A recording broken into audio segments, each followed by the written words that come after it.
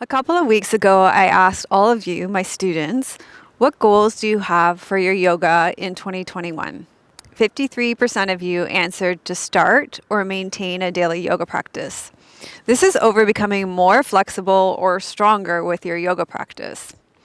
So thanks so much to all of you who have subscribed to our channel and who are watching our videos, by the way. We are so super appreciative that you take the time to subscribe and to like our videos and to comment on them. It makes such a huge difference to us. So thank you so much for that. Today we are going to talk about your yoga goal of 2021, how to start and maintain a daily yoga practice. This focus on daily yoga practice is something that we always hold front and center in our membership community, but we are putting it even more front and center right now. We're adding extra support for that with our teachings, with our guided meditations, with our books in our book club, our daily yoga connection, and live classes, all to support your daily yoga practice. So if that sounds like it would be supportive to you, then there will be a card above and links in the show notes for you. So one of the first things that I would recommend if you're thinking about starting a daily yoga practice, or if you are trying to maintain a daily yoga practice or deepening your daily yoga practice, is to give yourself the space to do that. Now, I'm not talking about the physical space. Lots of videos talk about that. I'm talking about the mental space to imagine what you want your daily practice to be for you. So taking this time in contemplation is an important step in your journey to your daily yoga practice. So what do you imagine a daily yoga practice is going to give you? How do you imagine your daily yoga practice supporting you? Where do you imagine yourself practicing? When do you imagine yourself practicing during the day? And why do you want to practice? Are you going to practice at home using YouTube videos? Most of us are right now. Do you get your energy from being alone or being with other people? So right now, we are in unprecedented times, so most of us will be practicing our yoga at home. However, that doesn't mean that we have to practice alone if we get our energy from others. It could be that we practice with our partner or somebody else we live with at home. We could be supporting another human being when we come to our mat too. Maybe we have a friend that wants to start a daily yoga practice too. And if that's the case, we could potentially be having an accountability buddy and letting each other know that we've just practiced by texting them, or even practicing together via FaceTime or Zoom. We have lots of technology to support us in this.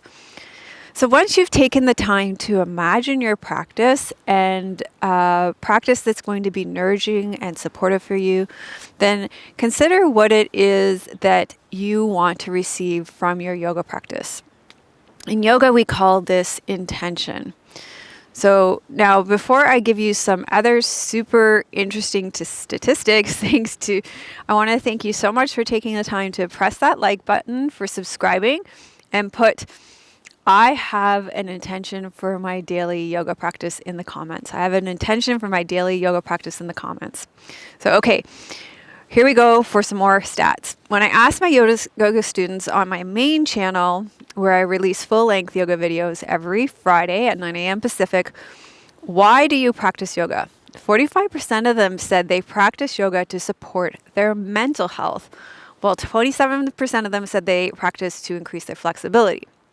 So if your mental health is the most important thing to you right now, then you're going to be making different choices for classes than if flexibility is important to you. So this is about intention. So I would recommend having a few YouTube classes queued up and ready to go for your practice. Sometimes, because there's so much choice, we can get lost in choice overwhelm, and it can take up all of our practice time, and then we don't end up practicing. And that's why we created our daily yoga connection in our membership community. So what we do is we have a theme each month, and we have a theme each week and a reflection each week.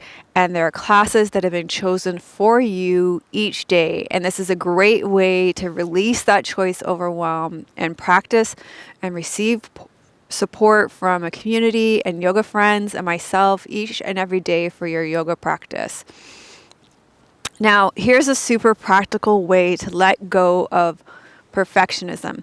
Having a daily yoga practice doesn't have to mean that you actually practice every single day. So, what I would recommend is having a range goal. What that means is that you decide you're going to practice yoga perhaps 3 to 5 days in a week. And when you practice 3 days, you've met your target. And if you practice 5 days, you've actually knocked it out of the park, which is awesome. So let me know how it goes as you start or maintain your daily yoga practice.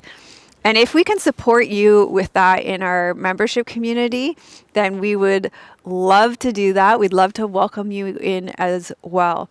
If you like this video, then you are going to love this video on 3 ways to increase your motivation to practice daily.